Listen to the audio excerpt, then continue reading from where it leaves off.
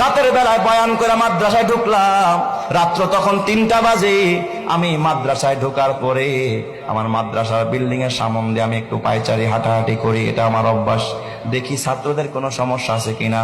হঠাৎ দেখি বিল্ডিং এর সামনে দিয়ে হাঁটতেছি, গুনগুন গুনগুন করে কান্নার আওয়াজ। রাত্র 3টা। আমার কলিজায় যেন আঘাত হানতেছে। আল্লাহ, ও মালিক, গভীর রাত, মানুষ ঘুমায়, পশু পাখিরা ঘুমায়, এই রাতে আবার কে কাঁদে? হাঁটতে হাঁটতে যখন মসজিদের দিকে আগাইলাম, দেখি মসজিদের কেসি গেট দিয়া সামনে থেকে কান্নার আওয়াজ আসতেছে। বারান্দায় গিয়া মোবাইলের আলো জ্বালাইয়া যখন আলো মারলাম, তাকা দেখি মসজিদের ভিতরে আমার মাদ্রাসার 2টা এতিম বাচ্চা, ওরা বিনয়া বিনয়া মোনাজাত দিয়া কাঁদতেছে। আমার মনটা অনেক খারাপ হয়ে গেল। আরে মালিক, একটার বয়স 10 বছর, আর একটার বয়স 7 কি 8 বছরের বাচ্চা রাতের বেলায় কাঁদতেছে তাহাজ্জুদের নামাজ পড়া। মনে চাইলো ভিতরে ঢুকে একটু আদর করি, কিন্তু চিন্তা করলাম আয় হায়, আমি ঢুকলে ওরা আর কাঁদবে না, আমলটা নষ্ট হয়ে যাবে। আমি আর ভিতরে ঢুকলাম না, উপরে চলে গেলাম আমার রুমে, হুজরাখানায়। ফজরের আজান হলো, মসজিদে আসলাম। আমি কাতারে দিয়া হাঁটতেছি আর তালাশ করতেছি, দেখি ওই বাচ্চা 2টা কোথায়। হঠাৎ দেখি বাচ্চা 2টা মসজিদের পিছনের সফে, ওরা আমার মসজিদে ফজরের পর সূরা ইয়াসিনের আমল হয়, আসমায়ে হুসনার আমল হয়।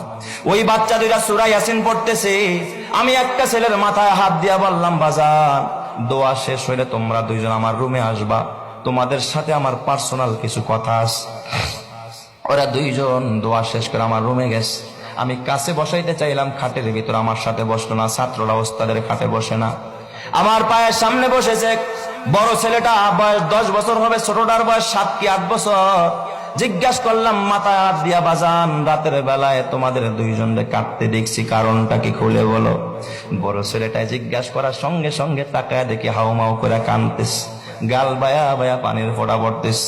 আমার ডাক দিয়া, হুজুর, আপনি কি চিনেন না? আমরা 2জন আপন ভাই, এটা আমার ছোট ভাই। আমার বাবা আজকে দুনিয়াতে বাইচা নাই। হুজুর, আমরা 2জন এতিম। আমার মা, আমার ছোট্ট একটা বোন আছে, এই বোনটাকে নিয়ে একটা বস্তিতে ভাড়া থাকে। হুজুর, মানুষের বাড়িতে বুয়ার কাজ করে, এটা দিয়ে আমাদের সংসার চালায় আর আমাদের পড়াশোনা হয়। হুজুর শোনেন, আমার ভাইটার চিকুনগুনিয়া জ্বর। আজ থেকে 4-5 বছর আগে সর্বত্র চিকুনগুনিয়ার ছড়াছড়ি। হুজুর, আমার ভাইটা বোর্ডিং এর খাবার, এত নরমাল খাবার আমার ভাইটা কোনোদিন 1 লোকমা, কোনোদিন আধা লোকমা, কোনোদিন একটু ডাইলের পানি চুমুক দিয়া খায়। জ্বরের মানুষ, 7 বছরের বাচ্চারে মা বাবারা নুডলস রান্না করে খাওয়ায়, হরলিক্স খাওয়ায়, গরম পানিতে গোসল করায়, মা নিজে খাওয়ায়া দেয়। ওই বাচ্চা মা বাবা সারা বাচ্চা। ও হুজুর, গতকালকের ঘটনা, আমার ভাইটা 1 লোকমা খানা খায় না। বিকেল বেলা দেখি আমার ভাইটা হেলে দুলে পড়ে যায়। আমার ডাক দিয়া কয়, ভাইয়া, একটা রুটি কিনে দাও, দেখি পানি দিয়া ভিজায় খাইতে পারি কিনা, বন্ডডির 4 দোকানে বেশ। ওই ছেলেটা ডাক দিয়া বলে, উস্তাদ, কসম আল্লাহর, আমার কাছে একটা রুটি কেনার মতো পয়সা নাই। ওরে আমি একটা রুটিও কিনে দিতে পারি নাই। বললাম, ভাই রে, আসরের পর ঐচ্ছিক ছুটি থাকে, ওই সময় আমি বাসায় যাব, আম্মুর কাছ থেকে টাকাই না, তোরে রুটি কিনে দিব।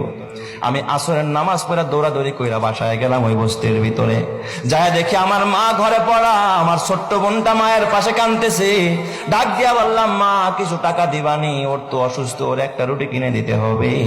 আমার মা আমার ডাক দিয়া, বাবা, আজকে 4-5 দিন হয় আমি অসুস্থ, কাজে যাইতে পারি না, ঘরে খাবার নাই, বাড়িওয়ালায় ভাড়া চায়, ভাড়া না দিতে পারলে ঘর থেকে বের করে দিবে, আমি করে কেমনে টাকা দিব?